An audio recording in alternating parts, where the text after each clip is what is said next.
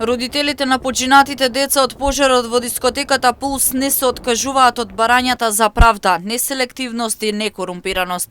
Со транспаренти дека корупцијата ги уби нивните деца, маршираа и на последниот марш за ангелите.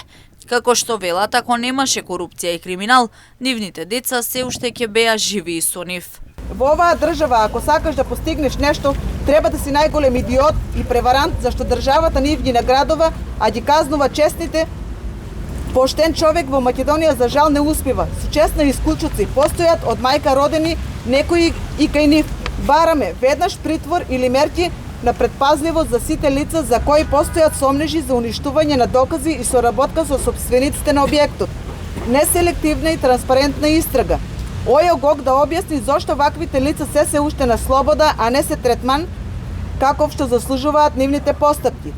Да се информира јавноста докаде е постапката со обвинителниот акт за вработените од МВР. Но оваа борба не е само за нашите загубени синови и ќерки.